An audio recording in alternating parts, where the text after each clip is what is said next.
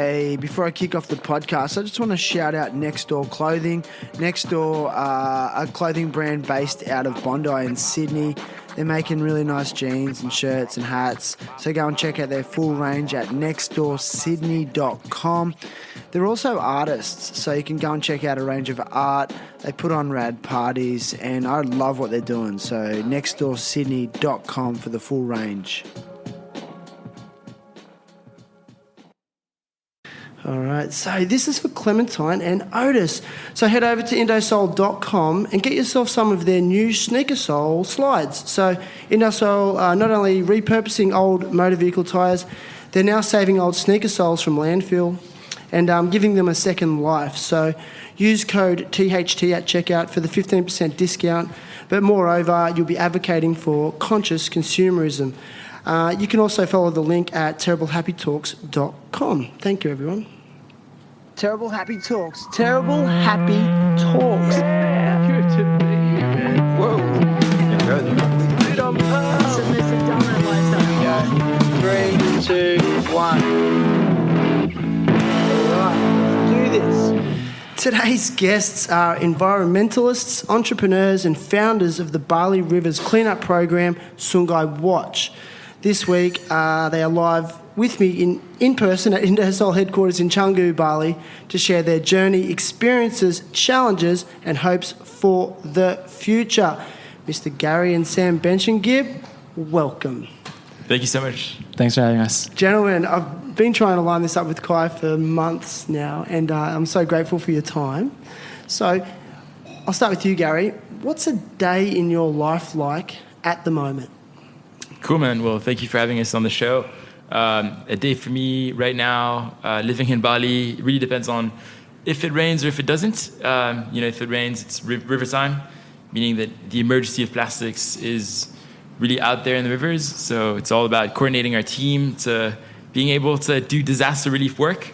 If it doesn't rain, I'm typically testing out different materials, trying to recycle the plastics that we're creating, whether it's pressing it with our hot press or shredding new materials and coming up with new processes. Yeah, wow, like developing constantly.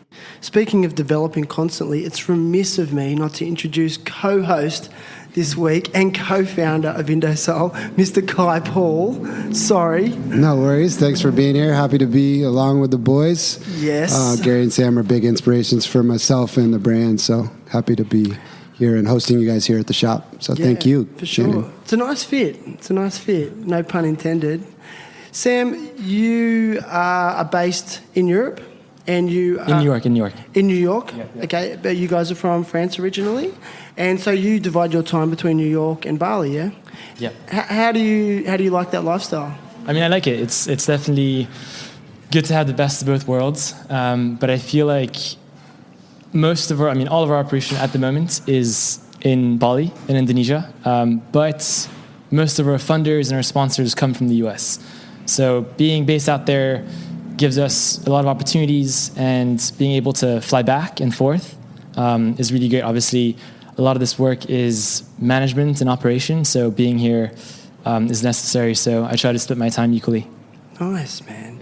When we say funders, why do you want more investors? I don't care who answers this, but why are you looking for investors? I guess, every single barrier that we place, so at Sungai Watch, we're on a mission to place simple barriers to stop plastic pollution from ending up in the ocean, starting in rivers. So far, we have 150 barriers on the island of Bali, mainly South Bali, Tabanan, Badung, Denpasar, Gianyar. And so basically, running a barrier, placing a barrier, one, you need costs to actually build the barrier. But then, we do everything from collection to the treatment of the waste, sorting it, washing it, shredding it, recycling it.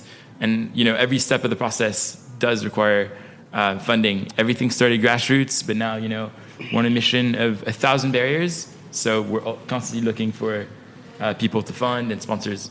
Right, so for those that don't know, describe the barriers. Describe what they do, how they're made, and that's a good way to start. Let's go. Yeah, they're super simple. It's PVC pipe to have the barrier float on the surface of the water, and then it's just a grid that's made out of metal, and then you can attach multiple elements together to fit the width of a river.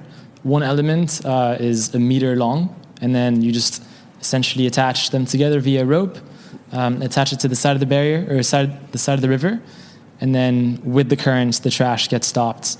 And our team collects it every day, brings it back to one of our 4 facilities, and that's where the treatment starts. So the actual barrier is half the job. The other half is once the plastic reaches our facilities, and we have to sort the trash and then process it. When you say sort the trash, like you're dividing it up into the different, I guess, compounds? So there's what a process that would be, man. There's a lot of different types of plastics. We don't realize a plastic bottle is different to a plastic cup, to a plastic bag, to foam. And so we have about 20 different types of plastics that we're dividing our trash into. And that is very manual intensive. Every day we collect around 2 tons of plastics here on Bali. Every single day. That represents, probably like four small trucks in Bali. Maybe one big garbage truck full of trash, and that's all coming from the rivers alone. How many barriers have you got out at the moment, as of today? How many barriers are out there? So we have 150 barriers, and so that's rivers and streams. Yeah, some small barriers that are maybe like 2 meters wide, and some wider ones that are 40 meters wide. Wow, man, it's 2 tons a day. So how tedious is that process? Like, have you refined the process quite well now? After how many years have you been going for? So we've been going on for 21 months. 21 months. Just under 2 years. Started it with 3 barriers that we were operating ourselves. We didn't have staff. It was COVID. Sam and Kelly weren't able to come back to Bali. And I would basically attend to these barriers in the nighttime. Yeah. Literally whenever it rained, I would have to check on them 3 times a day. There was no place to bring the trash to, really just our parents' garage. And, we've learned so much in 21 months. Now we employ 80 people, local heroes in Bali. And we've learned, so much about processes, about, even coordinating the teams on the ground, when there's rain, when there's emergencies, but also just learning because, nature is a very powerful force. And, it's nothing can hold its power. Sometimes when it rains, we've learned the hard way where barriers open up. We haven't lost any barriers, luckily to this day. But wire or rope break, and the biggest nightmare is having trash ending up in the ocean. But there's really nothing that we can do. So it's learning every single day from the rivers, and every river is different. So you're creating local jobs as well. It's so cool. I want to get into the processing a little bit more. So you have your own processing facility nowadays, yes? You employ 80 people to help you process that. You're dividing it, separating it. I hear that you're auditing companies. Is that correct? Yeah. Are you auditing some of the bigger trash creators? Oh, right. You mean on a data perspective? Well, you're doing an audit of the trash. Yeah. Okay, maybe I didn't word that very well. You're auditing the trash, so therefore you are highlighting some of the brands that are most predominant. Mm-hmm. Is it the brand's fault? Not necessarily, because the consumers are choosing that brand, correct? Mm-hmm. So, what's the kickback been from doing that? Have you had companies want to liaise with you and discuss, their trash that you collect? Yeah, it's been interesting. So we've audited 227,000 pieces of plastic in our first year. So that's as of December 2021. And from that, we've identified the biggest polluters here on Bali, in Bali's rivers. Danone is the first one. I was going to say, are you going to name and shame? I just did. Danone, yes. The biggest one. I love you. Thank you. Well, drop the bottle. They drop the cup. You're not scared. Drop the cup. Yeah, it's all cups. Drop the cup and we're good, right? At least for a first step. Exactly. It's all those single-use plastic cups that you find here in Indonesia. And the list goes on. But it's been an incredibly powerful tool because we then can engage in a conversation with them and and see where we can take this conversation. Obviously, as you said, these companies are all in it for the profits.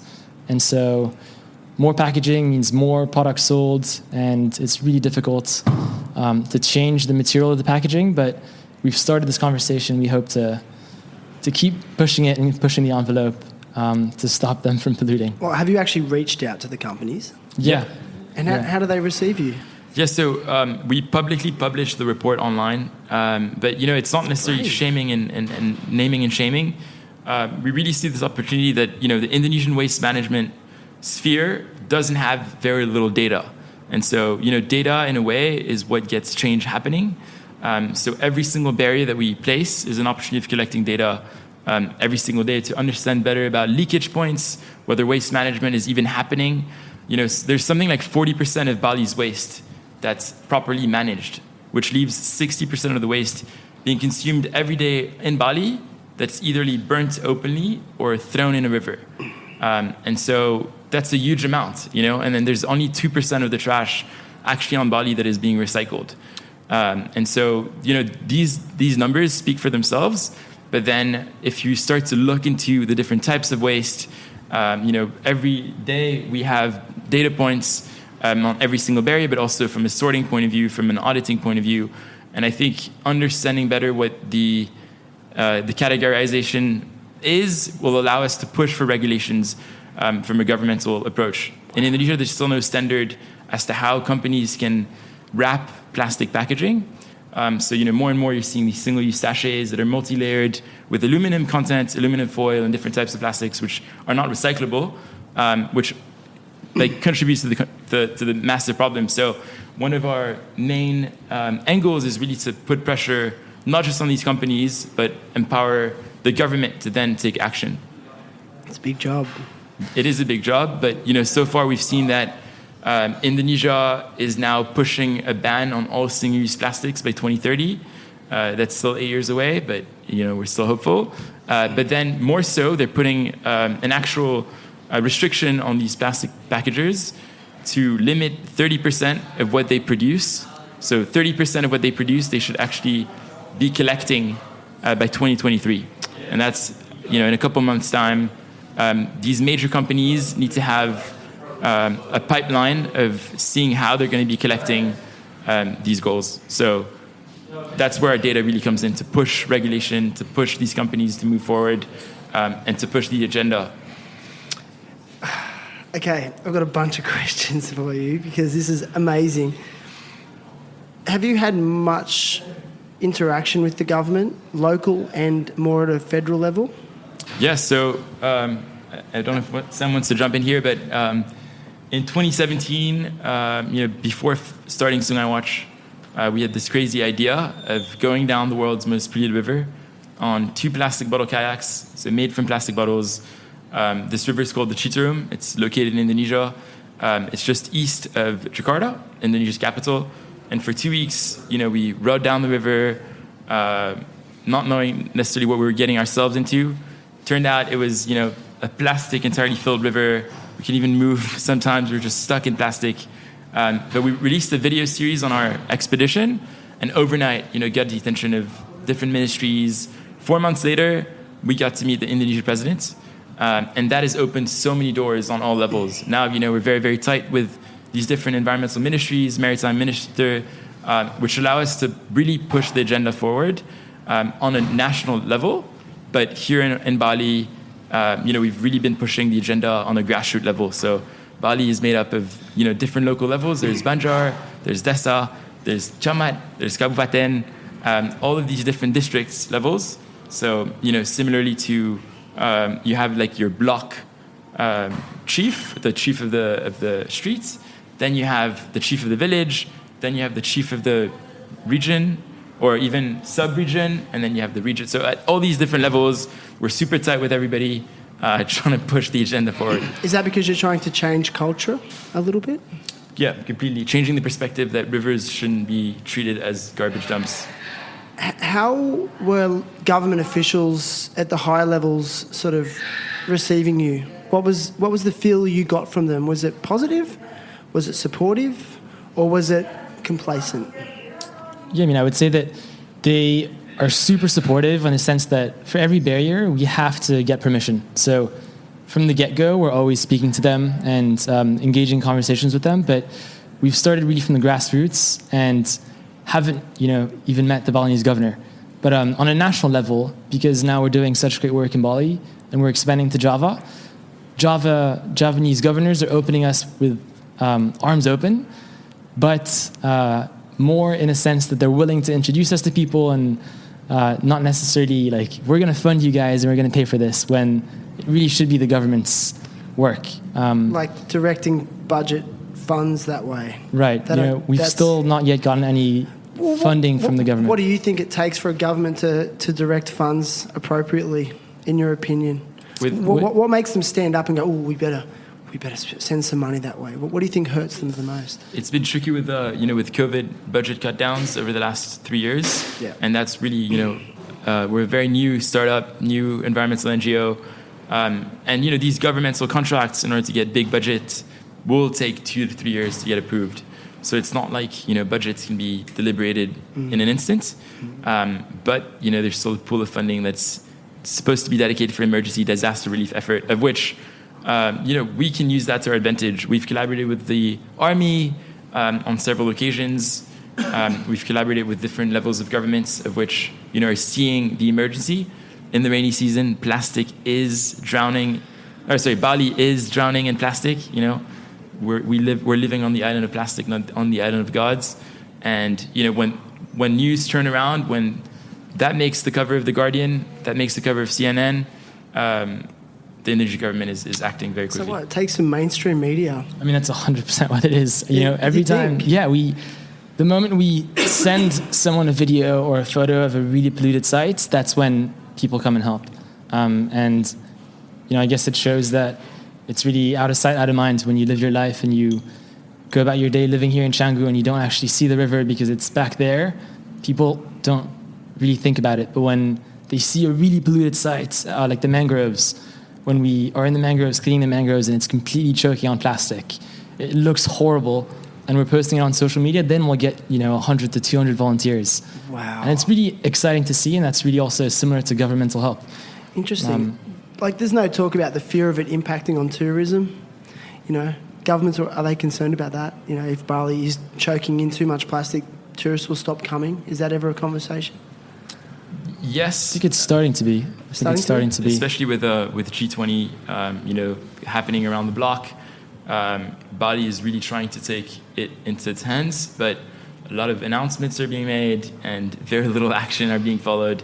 And that's something, being in Indonesia for 20 years, that we see every single day. We're just trying to maneuver through the space. Again, we cannot finger point, but we can only, help motivate and help encourage real change. So, change does take So you're not trying to be militant environmentalists, are you? You know what I mean by that? Like, you're not trying to put people offside. Do you have an ethos of doing it in a positive way?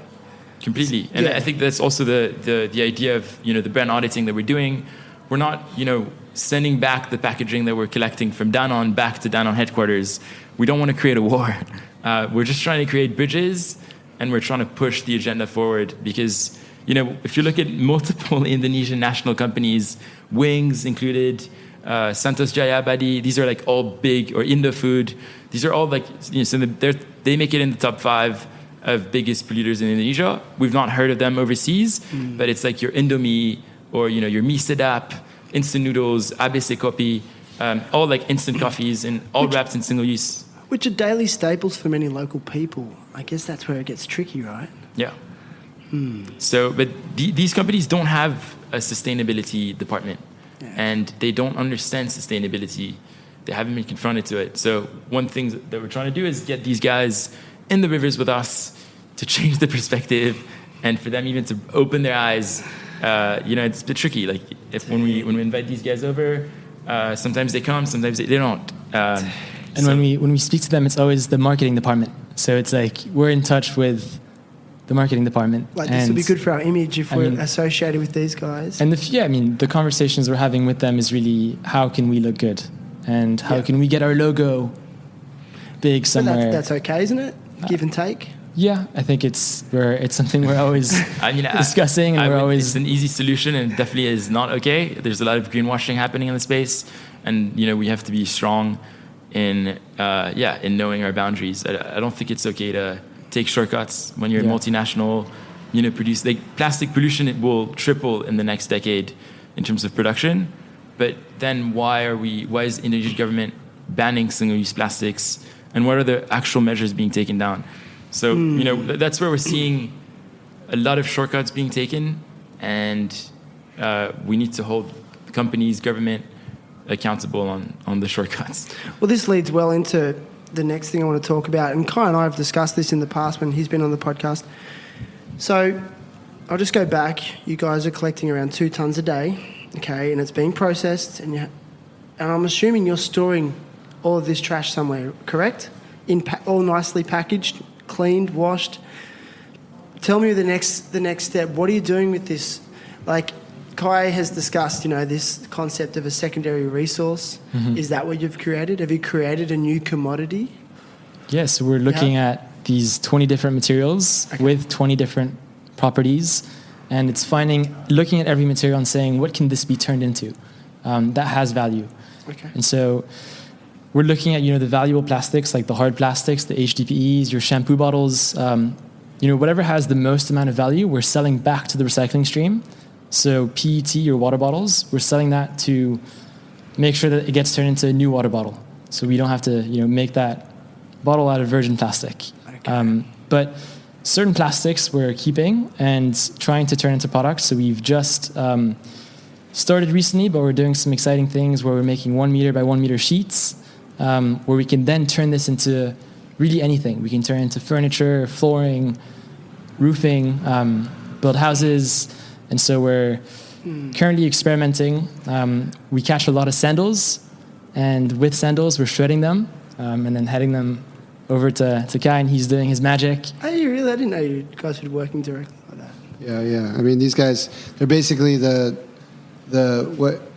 to chime in a little bit on that last conversation is they're, with this conversation that they're having with some of the largest polluters in the government, it's like they're speaking different languages, right?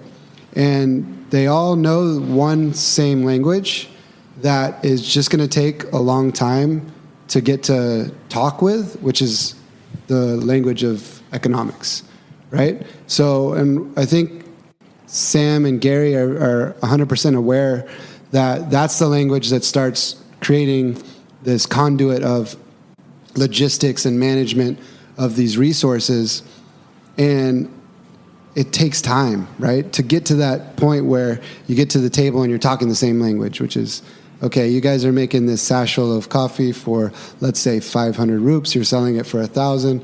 The actual impact of this sachel post use is maybe 200 rupees because if you could somehow quantify the impact on the environment. How do we get to a point where that sachel then goes back into something else, and that economics gets put back to the company, and then therefore the company wants to invest in this logistical hardship that we are facing right now, which is the trash and waste issue. It's a huge logistical nightmare, right? So if 60% of the trash isn't getting recycled or even disposed of properly, that's because of logistics. And that's where the government and big business comes into play. So I think these guys are speaking that language of peace and opening the conversation and getting to the point where they're going to now be speaking the same language as these big guys, which is really, they'll start listening when you're speaking that same language of economics, right? And so for them to get to that next step where they're now processing these, what we've termed secondary resources or recycled products, or, that second life of these issues, or of these materials, that's the really exciting future that these guys are presenting to us as a society. Is like, hey, we can do something with this next phase, this next life. And so it's like when these guys are out there getting the trash and having their team grab the trash from the river, that's almost like a quarter of the job, which just seems crazy because that's such a huge job. And then that next basically 50% of the job is sorting it and washing it, and then that next 25%, that top off, is how do we make stuff? How do we sell stuff? What's this economics conduit that creates this whole machine, this whole movement going? And it's really hard because you need that initial push, and that's where everybody really needs to come together and figure out how we can make this initial push financially to get to that final 25% where everybody's speaking the same language of economics and trying to delineate this waste issue. Wow. So it's like these guys are ahead of their curve, and I always tease them, how much is Sungai valued at? Yeah. How much? Ask them. Well, let's see what they say. It's a good question, and I want to hear it because we were joking about like Instagram sold for $1 billion, they got ripped off. You know what I mean? Like, yeah. But I just want to go back one more step before we hit you guys up for how much you're worth, because I want to know, right? But the process. I'm going to play devil's advocate. What happens when the processing of this waste is more expensive than the production of new plastic? Is that your conundrum? Yeah, I mean... sorry, I don't want to put you... Yeah. Do you understand what I'm saying? Like, I think what we're trying to create is not necessarily new plastics. We're not trying to give an alternative to it. It's really more around the innovation of what to do, with this plastic that's been sitting on rivers that can only sell for so much, and create something of added value. So that's where our sheet production is so interesting because we're creating a new type of material which is more and more becoming the norm. People love to buy furniture out of recycled plastics, but not just that, but the opportunities that represents. But that would be expensive in itself, and then to sell that onto a consumer. How do you change the hearts and the minds of consumers then? To then go for that option? Yeah, it feels good to know that you're doing something positive for the environment. But but let's face it, do mainstream consumers care?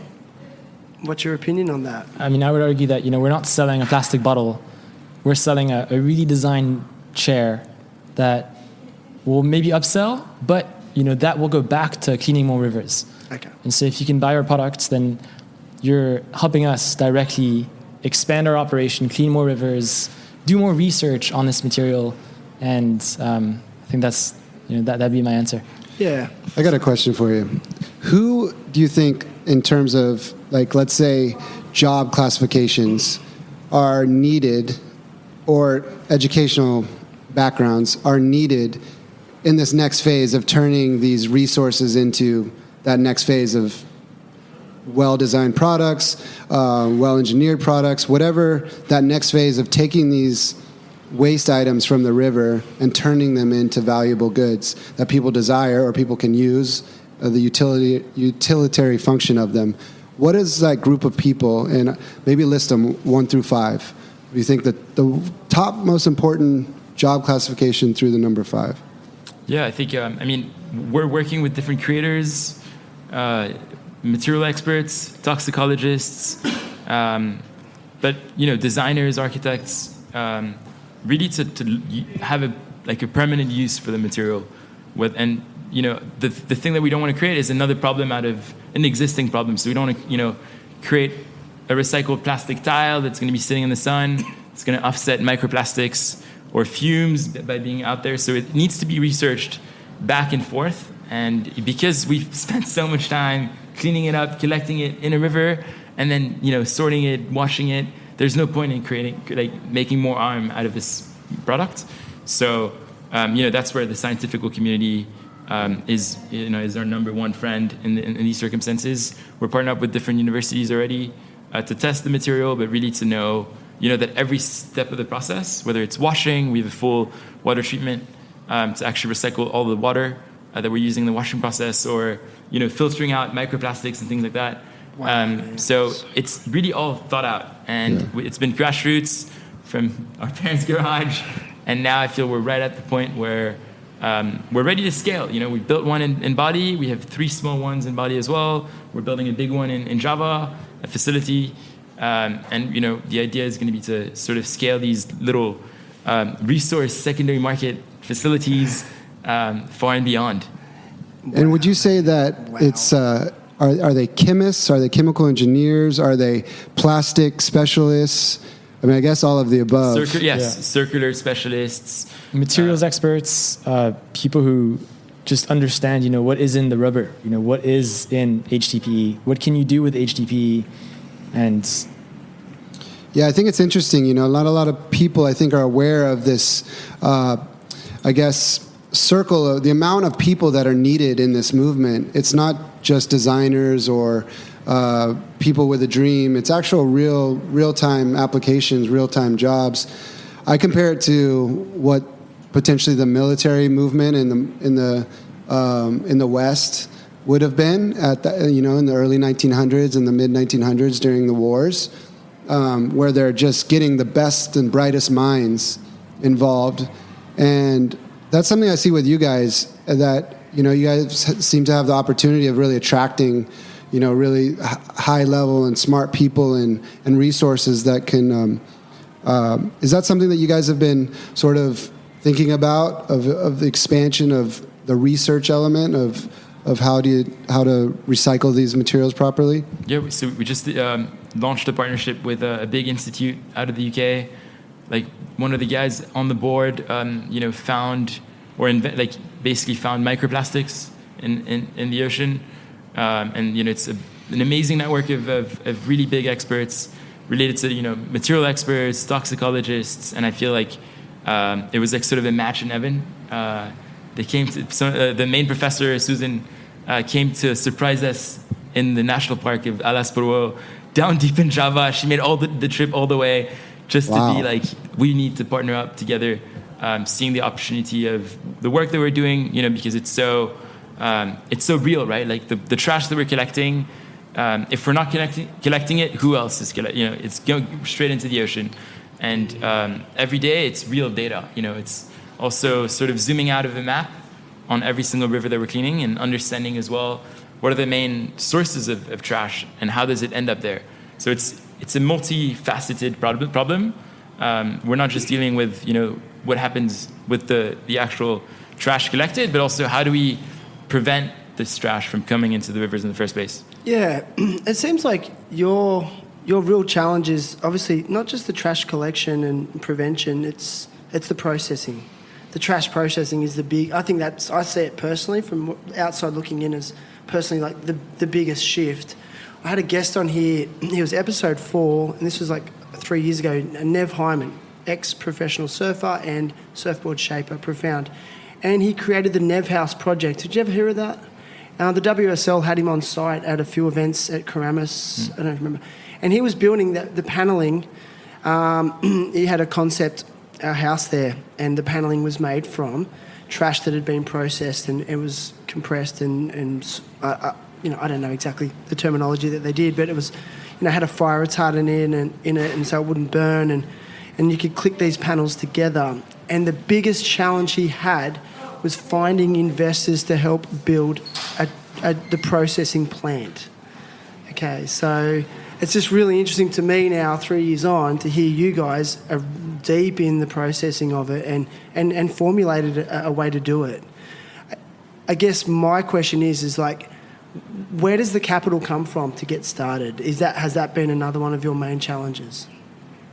I mean, I feel like it has been, the first machine. If you were to walk into our facility when we first started, there's nothing. Did you guys fund it? No. We didn't. We funded it through effort and through determination and passion. Yep. And I think people saw that and then sponsored one barrier that led to more barriers. And then we were able to slowly allocate, small amounts of budget to buy machinery. And in Indonesia, machinery, is not that expensive. We could afford one shredder. And then from one shredder, we bought a washing machine. And then, slowly wow, dude, we were able to get bigger and bigger. And now, we're, hopefully about to onboard an investor. And that's going to really enable us to buy bigger machinery, more professional machinery. And so it's really been slowly. So it all started with the humble barrier. Yeah, 100%. So and rad, dude. It was not at all one big check. Here you go. Here's a facility. Okay. This is good to hear for other entrepreneurs. I mean, do you? How do you feel about the term entrepreneurs?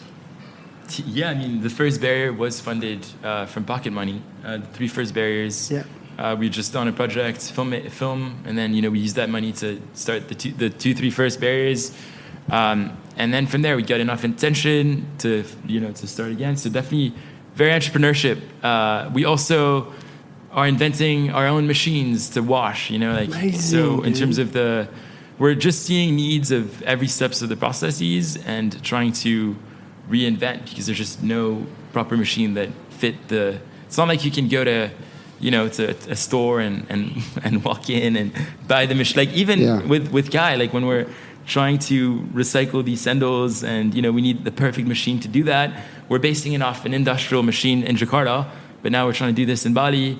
And it's like we've been speaking for the last 2 years about how the hell do we come up with a design that's going to fit, so it's a lot of back and forth in every step of the process. Well, there you go. I mean, there's another person that's needed in this whole ecosystem, right? A machinist, metal workers, engineers, electrical engineers even. I mean, the ecosystem is so massive. So I think just like if anybody's out there listening, you're a designer, you're a chemist, you're in engineering, you're in metalwork, sheet metal work. I mean, there's just so many opportunities to join this movement, which is really exciting. It's really apparent with Sungai Watch. Us at Indosol, we do tires. It's fairly limited, and we're purchasing secondary resources from people like Sungai Watch, but their ability to expand the reach of the people to get involved with what they're doing is one of the most beautiful things I see with what they do. Do you identify with these guys from the ground up? Like, are these the same challenges that you guys had in the early days? Oh, yeah, but their challenges are, I think they're experiencing one of our challenges, which we ended up basically conquering, which is what do you do with a waste material and how do you make it really, designed really well, made really well, really durable. I think they're on that challenge right now with some of the products they will be introducing soon. So that's similar, but in terms of the coordination of waste material as well, we had that issue in the beginning, but then once you start getting those logistical scenarios down, then that starts running itself. But we only dealt with one waste stream in the beginning, which was tires, and they're really big and they're easy to see. And they're easy to get. Plastics, which is the primary material that they're dealing with, are tiny. I've been on some of these river cleanups. So you reach down to the bottom of the river, and you've got a whole nother gold mine of plastic that you're trying to take out. Wow. So it's just a never-ending circle with the plastics issue that they're dealing with. So actually, Kai, I'm curious. Did you start Indosol because you saw that there were too many tires, and then you were like, I can turn this into sandals? Or did you think of sandals and then you saw the opportunity for tires? Yeah, so my business partner Kyle started the whole process when he found a pair of sandals with tires on the bottom, and then he realized with all the motorbikes in Bali and the beach issue, when we met, it was just like already in me because of being in Bali and understanding in the mid 2000s that waste issue was going on. Once you do the research into tires, it's mind-blowing of how many tires are used every year and discarded. And theoretically, the first one from Charles Goodyear still out there, and it's just so hard they don't decompose. So when you start looking at that and then looking at the opportunity, it was really exciting back in 2009 of like figuring out this whole I love the puzzle of this waste issue, and it's huge because it leads to being part of a community, this larger ecosystem of developing this sort of industry. And that was actually one of the more exciting things to me was how do you partner with people? How do you, kind of what you said of opening the conversation with some of these larger companies. And I think that's still one of our biggest, and this is why we've gotten along so well with the boys here at Sungai Watch and Kelly at Sungai Watch and the team there, is because just this whole ecosystem is just so alive and well right now, and especially with ambassadors like you guys, there's just so much left to do. But the steps being made are all positive, and sometimes they go slow. And as you guys know, that's actually a good question for you guys. As things progress, and you're making more machines and you're making more barriers, but there's always setbacks, right? Like some of the trash maybe will break through a barrier, or you're not getting the response from government or businesses that you'd like. How do you guys deal with that? Do you have to go outside and blow smoke and like rejection or bureaucracy and the slow movement of things? What's your long-term I guess health in mind on that? I think it's looking at the vision and not being disturbed by, because things always take time, and there's always setbacks and there's always things that don't work, but it's looking at the positive things. When you see a barrier that has been there for a year, and now, it was the most dirty little stream, and now fish have come back. Dude. When you see that, it's like, whoa, although a barrier will break, this happens sometimes. Or then when you see communities now, because they live next to a barrier, they don't use as much plastic, and because the whole purpose of placing a barrier is that they see it now. They see exactly. So it's actually, the barrier is a very visual tool to show people what their consumption is. Wow, okay. And, the ideal scenario is that Sungawash doesn't exist, that we don't need to be placing barriers in rivers, but there's always going to be plastic, hopefully one day no longer, but there's always bad days, but I think just staying true to the mission. But then on a more immediate short term, we're really looking at the 1,000 most polluted rivers in Indonesia. We've mapped most of them being in Java, most populated island in the world, where Kai grew up, Jakarta. Yo, what's up? J-Town. Just. That so unique as an individual. Keep going. Chalandak. But California. Block M. But then, so 1,000 rivers, and I forgot what was I saying. Yeah, no, you're just talking about your wins. Staying focused on the 1,000 rivers ahead of you, which is your current goal, exactly. right? So let's be clear there. So you've got 150. Yeah. They're all in Bali. Is that correct? They're all in Bali. We're studying 20 this month in Java, in Banyuwangi, East Java, next up is really trying to push the agenda of 1,000. I would have loved to place 1,000 last year. Or yesterday, but these guys keep me in check, and I think that it's amazing to work with a brother and our sister Kelly, as we're all super complementary. Our sister Kelly, who couldn't be here today, comes from the financial sector. She has a big economic background, studied entrepreneurship. Triple threat. Keep going. And she's like handling all of the super administrative things, SOPs. Partnerships as well, and so we're sort of all trying to, move toward in this journey and making sure that there's a long-term commitment, and it's not like we're going to vanish, unless there's plastic pollution in rivers. We want to be there, Dude, and it ties in, like everyone's playing their role, and it's like what Kai was saying in terms of, the ecosystem. Like you need someone with a finance background to keep, otherwise, exactly, yeah. You need all that stuff. But I want to go on a different tangent here. Like, man, you guys must find some shit in those rivers, dude. Like, what's some of the gnarliest stuff you've found? Like, our team, I've got one. But I have got one thing I want to ask you. Yeah. Okay, what do you got? Our team, about a year ago, found like a dead baby with an umbilical cord around its neck, and that was probably the most horrendous thing that we've ever found. Police were already on the location. And then we just find, any type of dead animals that you can think about, from, giant pythons that have been killed and thrown away, to babi, guling, the pigs here on Bali. Every single day we were finding, 2 or 3. And then dead dogs, dead cats, dead chickens. The dead baby was definitely the most horrible thing. And then on a more funny note, we're finding dildos. We're finding some... Can you use that plastic? Can you what? I didn't know how to say. Can you repurpose that? Can you reuse it? Putting them on that. No, we haven't yet. I've had a big day, all right? I'm just. Sorry. Then there's another dildo thing for guys, but. Interesting. Yeah. Interesting. We don't know. Yeah, anyways, but in terms of plastics, toys. in terms of plastics, that's everything you can think of. Yeah. And it's just like Well, one of the things we find the most of, which is disgusting, and we don't know what to do with it, is diapers. Of course. Yeah. There's so many diapers in our And they're rivers. heavy, huh? And they're heavy, and They're made to absorb, yeah. and so they're made out of a synthetic plastic, and you just, I mean, what are you going to do with that? There's human waste on that. It's like feces. So You could shred it and dry it and mix it with cement and make pavement blocks. But do you Oh, really you want thought to about have, do you really want to have a house who's or a going to buy pavement that? block? Yeah. The diapers. Yeah. Block. So there's still a shit house. there's still a percentage of what we collect that we Yeah. have to send to landfill. Okay. So we don't keep 100% of the materials we collect. But no, we find so many dirty things and a lot of plastic. And this is our worst nightmare: is when we collect it, we go through all this effort.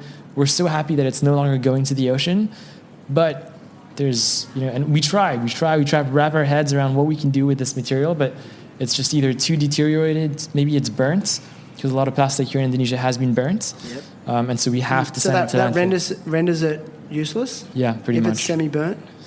Pretty much, Yeah. because then the qualities of it are reduced, or like the shape of it's completely torn. But we find everything in the rivers. So And interesting. at the moment, landfilling, is not the best solution. Most landfills on Bali are still open, so they leak to the floor. Toxic chemicals, Unregulated. They're overfilled. They don't put the liner down, I heard. There's no lining. No, there's nothing. It's Yeah. open air. Yeah. So yes, we are looking at other incineration alternatives, but we don't. There's none yet in Indonesia that prove that pyrolysis, or obviously, like, if you could take all Bali's waste and turn it into electricity, that would be the dream.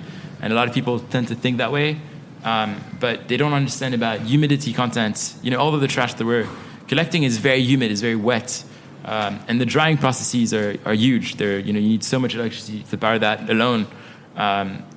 You could rely on the sun, but you would need giant land. So I think back to what Kai was saying, the logistics aspect of waste management is one of the biggest hustle of why Indonesia is the way that it is. But you're attacking it. It's With ambitious. Tiny little drop. Like, if we've collected 550,000 kilos, so about half. Half a thousand. 550 tons 550 tons In total. which is nothing. Like in 22 months. Indonesia, like Bali alone, produces about 1,600 tons a day. I mean, it's a drop in the bucket. Yeah, But that's not what we've collected in 21 months is not even one day's worth of what Bali produces. So we're far away, But I mean, are you having moments where it's like the problem's too big? definitely, especially going into Java and seeing. I was just in Java a couple of months ago, and I ran into Indonesia's biggest illegal landfill, and it was like a 14-hectare, giant, massive landfill that was leaking right into the river. And you see the scale of the problem. In Java, you don't see rice fields on every side of the street. You see trash dumps, literally. Bekasi, just next to where Kai grew up. Jakarta, what's up? Shake down. Block him. Shake down. Hey, so I have a question in regards to that, because I've come up with this term, modern day mining. I think I've said it a few times on this podcast before, said it to you guys. So what's your thoughts on this idea of, is that landfill worth something? Dude, yes. Right? Yeah. But how can we get to a point, and this is where another clog or another person in this ecosystem is research, right? Which is what you guys have developed and had really high success with bringing people to the table with, which is basically research and data management, right? So what does that process look like to value a dump, a landfill? Ooh. I think it's trying to find creative ways to add value to products. So, right now, it's as simple as taking a plastic bag. One of our sheets, 1 by 1 meter, uses around 800 plastic bags that are pressed. They go through a 3-hour process, and then, it adds 50 times, what the plastic bags would have been retailed for in the industrial recycling industry in Surabaya. All of a sudden, boom, we've given 50 times more value to it. So it's having these processes in store, and that comes with investment. So if you know that, most landfills in Indonesia are probably, 50% of the waste is in the plastic bracket is plastic bags. But then, on a general waste bracket, it's 65% organic and 35% plastic. Also, as you're unraveling a landfill, you have methane gas that are being released. So it's not like we can clean up every single landfill out there, but you can definitely scatter through the top layer and give it value. And that's what we're doing. We're literally going into so we have the barriers, but also now we have a dedicated emergency cleanup branch, and that is to eliminate illegal landfills along rivers, on sides of the bridges, in the mangroves, and that's become almost our biggest operation. Like, we have it to clean up every single day. So for any of you out here in Bali, please do come out, because it's going to change your life. So you've achieved this in 21 months? Yeah. It's so, wow. You guys have been busy. Tell me what it was like. You said your family have been here for 20 years in Bali? Yeah, 18 years. So that means you've spent a majority of your life here. Yeah, definitely. Describe growing up in Bali. Yeah, it's as a young person. It's pretty good. It's paradise. 18 years ago, there was not all this construction. You weren't allowed to build higher than the coconut trees, and your playground is the beach, it's the rice fields, and you're exposed to so much nature that I think you're not otherwise exposed to when you grew up in a more developed world or country. And I think that's really why we do the work that we do. Is we grew up in Bali, where we had a river that is literally right next to our house. The beach was 150 meters away, and every weekend we'd go climb a mountain, or we'd I don't know, do some adventure, and it was pretty nice. And I think I can imagine. What was your parents' motivation for moving you here as young children? Just like retirement, they're a little bit older, so they wanting to find a different life mechanism, and just we have the huge privilege that our parents are very, very supportive in everything that we've been doing, and so they've wanted to change our lives, have us grow up in Bali, and and it's been definitely life changing. I consider myself Balinese, like Madigariaso, and I love Bali, and it's in my heart. And it's in everything that we've been ever doing. We're going to be staying here forever. We'll be always attached to here. Well, that's actually one of my questions. Yeah. Like, will you ever leave Bali? Never. Except if it's to go to Java, to J-Town. Which is rare. It's rare for a Balinese guy to leave Bali. No, but never. I think like even going to Alaspuro for 2 weeks. You want to come back to the homeland. Is that how you feel, Sam? Yeah, I definitely have a lot of attachment here, but I also have a girlfriend in New York, so things are a bit harder. But I love Bali to death, and I definitely consider this my home more than France or New York. That's why I like this half-half. What a great balance of life, hey? Yeah, seriously, New York to Bali. And is that what kind of led you to going down this path of being protectors of the environment here and the people?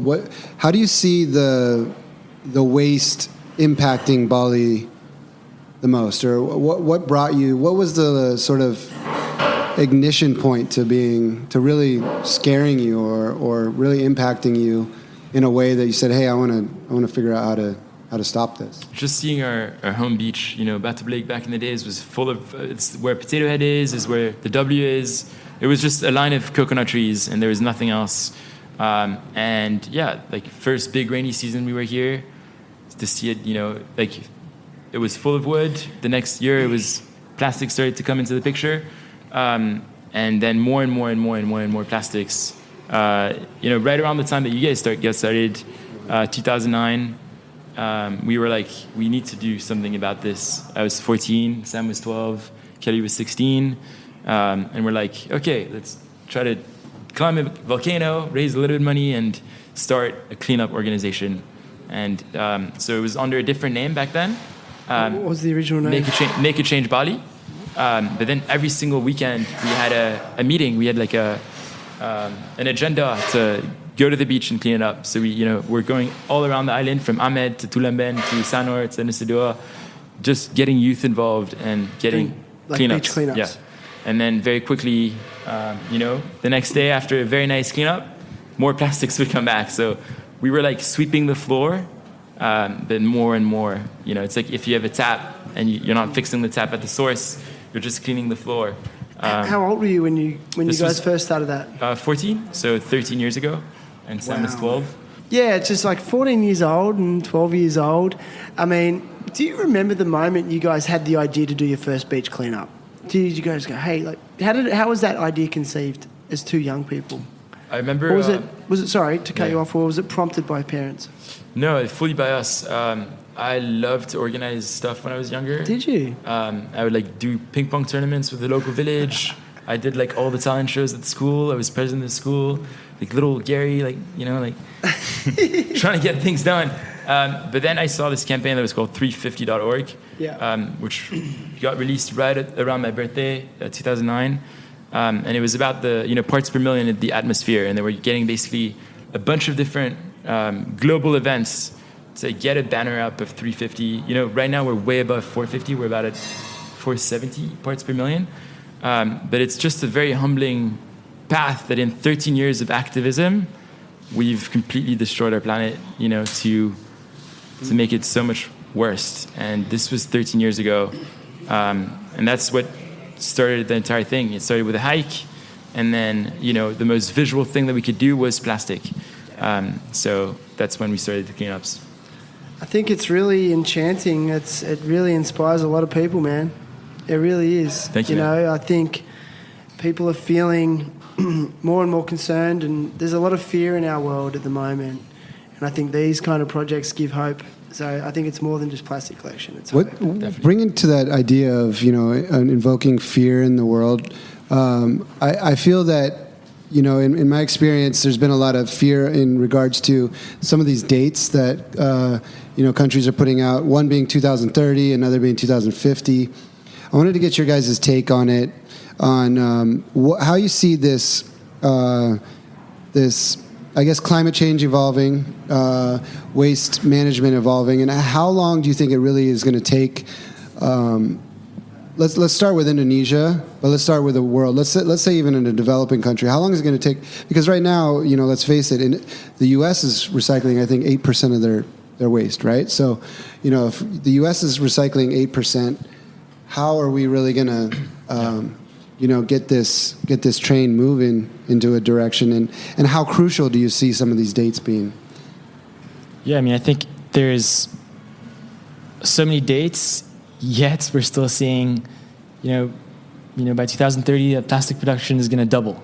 So we're not going triple is in the right direction at all. Like we're not going towards that path. But we're seeing, startups. We're seeing individuals. We're seeing activism really build up. I don't know how far and comparing those two that's going to go, but I'm hopeful because obviously we're doing this work. But at the same time, you look at the stats and you look at the numbers out there of the polluters, of petrol and gas, and it's pretty terrifying. We're not. Yeah, but without action, nothing changes. Of course, exactly. Like thinking about stuff and talking about stuff just brings about more thinking and talking. But you guys are taking action, and maybe who knows? Like you could develop a piece of machinery and a processing formula and method that's really efficient, and big companies jump on and they start using that. That's how it happens, right? They small from little things, big things grow. So. But I guess my pessimistic mind keeps going back to, I'm so impressed because I don't know, I think I'd get disheartened very quickly. Yeah. But I think that going back to Kai's point, we've been successful once before, and literally by getting the president's attention to get things rolling out here in Indonesia with the kayaking trip, we took down the most polluted river in the world, and in 4 months, boom, national level agenda to clean up the river in 7 years. And in Indonesia, it was once run by military. It's a very, if the top down says do it, we've seen it with things like the helmets. A couple of years ago when Bali was like, we're going to start finding everybody that doesn't wear a helmet, and literally top down approach. Same thing with the masks. Same thing with vaccines. It's nothing to do with plastic pollution, but if Indonesia decides tomorrow to put barriers in every single river, we're more than open to assist. And they need to be the hero at the end of the day. Yeah, man. And G20 is around the block, and that's where we're super, super optimistic about the next few months and trying to push a meeting with the president over the next few months to really try to get this top-down approach. What we've built over the last 21 months can be replicated at a massive scale if Indonesia decides to replicate. And at the end of the day, they'll be the heroes, in the world as the second biggest polluter of plastic pollution to the ocean. So, Jokowi, if you're watching, yes, Joko. I hope so. Joko with Dodo. So the G20 is coming up, and that's a pretty interesting thing for Indonesia because there's going to be a lot of eyes here because apparently Putin's coming, and potentially. I'm not 100% sure, so sorry if I'm wrong, but that's what I've heard is that Russia has an open invitation to attend here in Bali in the G20 if they pull out of the war. Is that the official stance? Yes. So they're open to. They have an invitation if they pull out of the war. Exactly. Okay, well that's interesting. But there's going to be a lot of eyes on Bali at that point. Is there a lead up that you guys have that you're working on? Is that what a lot of your PR efforts are going towards right now, and some of your energy to start engaging? Is it first the Indonesian government? Is there any other governments you're trying to engage? Global. Last week on Friday, like a week ago, we had German foreign ministry come down. With the UK ministry coming down as well. Okay. So now that all the governments are looking at Bali, looking at ways of giving back, looking at ways of faster, sustainable developments for Indonesia, they're really looking at actual solutions that are implemented.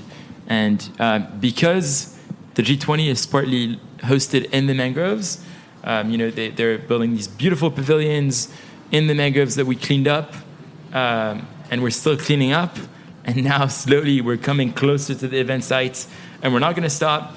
We're literally going to be publicizing, the heck out of the reality, and hopefully, it can open some eyes. That's sort of our strategy with the G20 coming up to sort of, put in their face, but also try to really anticipate the dialogue that may be happening, not just on Bali, but really inspire, what can happen on Java. Again, Java should be the main point of concern for any environmental issue. It's developed way too quickly over the last, century, and I think that's where so much of the work is left to be done when looking at plastic pollution and other environmental concerns. Nice. Just on a quick tangent, are you processing down the surgical face masks? Have you got a technique for that, or are you able to use them? We're not, but we have some partners that do processing. Okay, so you are collecting them, and you have you're finding solutions for them. Yeah. Yeah, because that'd be a big one, obviously. Yeah. Well, how are we all feeling? You guys feel all right? Good, man. I still have a lingering question, and I want to do some brand. Well, no, can we go back to your first question? Yeah. Well, I want to let's see this. So let's do some brand association, right? Okay, let's start with you. Okay, so let's say Sungai Watch. Name 2 brands that you associate them with. Ooh, good question. Well, I have done a bit of research on you guys. Well, no, I do automatically go to Danone. I don't know why I associate you them. And the other one is Potato Head. And you know why? Because I was randomly there having some dinner a few months ago, and there's this beautiful panelling around the bar or near the bar. Or was it on the tables? I can't remember. And everyone's like, "Oh, did you know that's made from upcycled plastic?" There's this company called Sungai Watch, and I'm like, "Oh no, I've heard of those guys." So I do. I have this association with you and Potato Head, and for some reason Danone. There you go. All right. Yeah, that makes sense. What about you, Gary? 2 brands that you see Sungai Watch. First of all, do you see Sungai Watch as a brand in itself? Yes. Oh, sorry. I guess hopefully more and more. Keep going. You're right. Sorry about that. No, you're good. Keep going. More and more as we start to publish, start to release products ourselves, and trying to leave more of a legacy behind what we're doing. I would say Indosil. Thank you, Indosil. Right. Nice. Our first partner. Thank you. Is that what you're building up to? Thank you. What about you, Sam? What are some brands that you feel Sungai Watch is as a brand you think of two other brands that are sort of in that realm? I mean, not that I compare ourselves to them, but it's kind of like our iconic vision. Just when we're speaking about ourselves and just like where we want to go, and I would say Patagonia. They're just doing some incredible work with everything on their nonprofit side, on their product side. They're super sustainable. And then the other one would maybe be the North Face, similarly doing similar work. I mean, they were actually founded by the same person, but yeah. And that same climbing crew of Yosemite. Yeah. All right, I've got three. All right, got Apple. I've got Tesla. Okay. And I've got SpaceX. Okay, can you explain why? Because nobody knows what the three of those guys are doing and how they got to where they are and the immense impact that they've been able to have on society. And culture. And culture, right? So Apple, think different. They changed the way we interact with each other, really, with our handphones. Maybe not to the ultimate best, but over the years they've changed the workforce, they've changed and human interaction, right? Along with, there's other players in there, internet, maybe social media. Then you've got Tesla, right, which has changed an entire industry of automotive, which is a massive industry, right? So they've now basically turned that up on the end, and there's a bunch of work left to do, but with their batteries and that whole implementation is going to be a really interesting next 20 years for them. They're going to go beyond cars and planes, and I mean their battery development in its own, changing, harnessing solar power into batteries is going to be one of the more interesting, I think, elements that they're going to bring. But then the third one is SpaceX, which is really like, what are they doing, right? Like, and why, right? Like, there's so many issues down here on Earth. Why is SpaceX even a thing? And when you hear sort of the reasons behind it, it's like the unknown, and they can't really figure it out. And when you look at the value of some of these companies, it's unreal, and you can't really quantify it, right? So you're looking at, Elon Musk is now the richest man in the world because of these companies, right? And so I associate Sungai Watch with those three brands. Wow. Because it's the impact that's potentially viable, that they're going to inspire, is on par with what Tesla has done with the automotive industry, right? So this logistics, the processing, the realization of some of these secondary resources that they really have intricate value, and get some of these larger companies involved. So the value that they're creating on the end game of these resources is where I see the company and the foundation being ultimately valued at a number that I have in my head. Yes, we're going back to these. Go, keep going. So let's say if Sungai Watch as an entity, right? Let's just play this game, right? Because we know that you guys don't want to sell Sungai Watch, and nobody should buy Sungai Watch because you guys are the right people to run it. But there's always room for investment, right? So if you accept investors, right, for a portion of the company and foundation, I'm saying that you should accept no less than a valuation of X amount. Now, do you guys want to guess what that amount is? Yeah. Or do you guys have a Okay, I'm going to go ahead and say it. No. I think it is $500 billion. Do you guys agree? I love that. Okay. I mean, I think if you look at the possibilities of all the plastics that's out there, it's like a $7 trillion industry. If you were to clean up everything out there, recycle it, that's the number. So, just focusing on Indonesia, if we can clean it up all up, then maybe, but that's a big number. 1/14 the value of all plastic. It's nothing. So maybe I'm undervaluing the company. Well, here's a question. What if you got offered $500 billion tomorrow for Sungai Watch? Would you take it?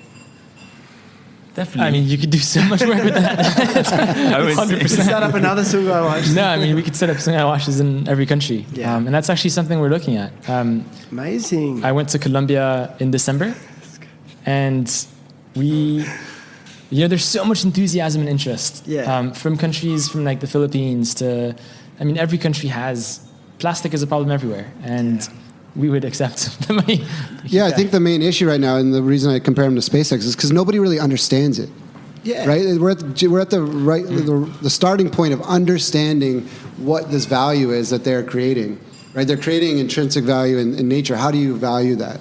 But the real value comes on the economical language, that stock market, that whole thing comes from when they get these resources at the end of the day. And I think that value is nobody understands that yet, but it's going to be massive. It's actually going to be mining for gold, mining for copper, mining for lithium, mining for oil and gas. That's where this is headed. I see when I look 20, 30 years in the future, that's where these guys are really starting the game on that. And once people get involved in the machine per se starts really growing, these resources are going to be very, very valuable, and that's where people are going to start looking at looking at Sungai Watch as a $500 billion company. Wow. Yeah, and I hope we listen to this in 20 years' time.